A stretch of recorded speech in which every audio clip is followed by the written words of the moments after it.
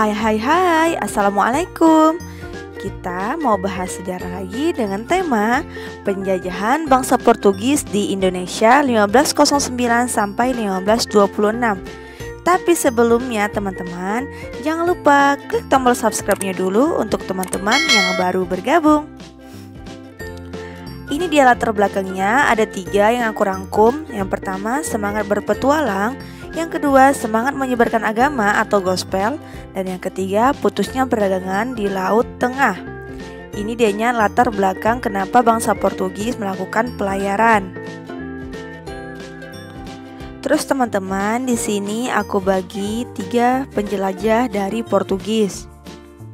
Yang pertama, Bartolomeu Dias, terus ada namanya Vasco da Gama, dan yang terakhir tuh ada Alfonso. Kita lanjut, awal ekspedisi Portugis ke Indonesia itu aku rangkum menjadi 3. Yang pertama, keberhasilan Columbus menemukan wilayah baru yang membuat Raja Portugis Manuel I tertarik untuk ikut serta dalam ekspedisi mencari wilayah baru. Kemudian Vasco da Gama ditunjuk untuk melakukan ekspedisi samudra. Kemudian sebelum Vasco da Gama sudah ada pelaut dari Portugis yang melakukan ekspedisi, yaitu Bartolomeu Dias yang tadi ya. Kita bahas penjelajah dari Portugis itu. Yang pertama, Bartolomeu Dias 1450 sampai 1500. Jadi Raja John II dari Portugis menunjuk si Dias pada tanggal 10 Oktober 1486 sebagai kepala ekspedisi untuk berlayar mengelilingi ujung selatan Afrika dengan harapan mencari rute perdagangan baru menuju ke Asia. Namun pada tahun 1488, karena serangan ombak, terpaksa si Dias tadi mendarat di ujung selatan benua Afrika yang kemudian dikenal dengan nama Tanjung Harapan. Ini dia teman-teman peta pelayaran dari Bartolomeu Dias. Ini dia, kita lihat ada yang tanda warna merah itu. Rutenya dari Lisabon Agustus 1487 sampai ke Tanjung Harapan 1488, seperti yang tadi aku jelaskan di slide sebelumnya. Untuk tokoh yang kedua dari pelayaran Portugis yaitu Vasco da Gama 1469 sampai 1524. Pada tanggal 8 Juli 1497, Raja Portugis Manuel I memerintahkan Vasco da Gama mengikuti jejak Dias. Dalam pelayarannya, Vasco da Gama sempat singgah di pantai Afrika Timur. Atas petunjuk Muallim Moore, da Gama melanjutkan ekspedisinya memasuki Samudra Hindia dan Laut Arab. Perjalanan Vasco da Gama tiba di Kalkutta, India pada tanggal 22 Mei 1498. Di Kalkutta, Vasco da Gama berupaya mendirikan pos perdagangan. Ia membeli rempah-rempah untuk dikirim ke Portugis dan sebagian dijual ke negara-negara Eropa lainnya. Ini dia teman-teman peta pelayaran Vasco da Gama. Itu kita bisa lihat tanda yang berwarna merah itu ya teman-teman, garis-garis warna merah itu.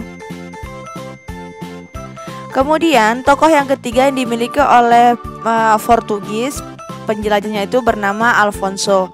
Ini di tahun 1453 sampai 1515.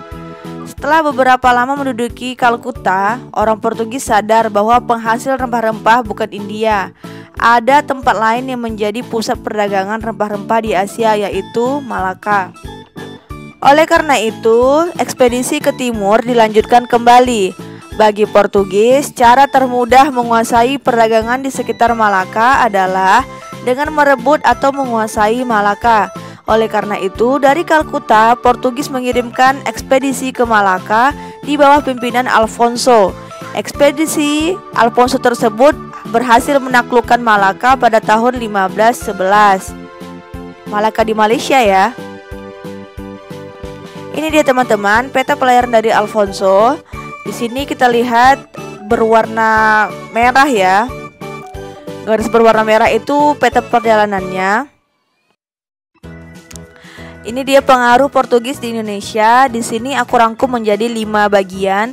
Pertama, berkembangnya agama Katolik terutama di daerah Maluku. Yang kedua, berkembangnya aliran musik keroncong. Yang ketiga, peninggalan berupa benteng-benteng Portugis. Yang keempat, adanya nama-nama orang Indonesia yang menggunakan nama Portugis. Sedangkan yang terakhir, peninggalan berupa meriam dan prasasti Padroa. Ini dia teman-teman, aku tampilkan tadi monumen Padroa itu. Padroa adalah suatu batu prasasti berukuran besar yang digambarkan lambang kerajaan Portugal yang didirikan oleh para penjelajah Portugal sebagai bagian dari upaya klaim wilayah Portugal selama abad penjelajahan.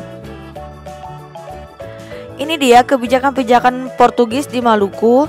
Portugis menjelajah Indonesia dari tahun 1512 Masehi hingga 1641.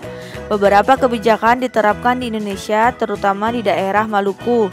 Kebijakan tersebut diantaranya ada 4. Yang pertama, menanamkan kekuasaan di Maluku. Yang kedua, menyebarkan agama Katolik.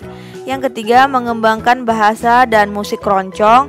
Dan yang terakhir, memonopoli perdagangan.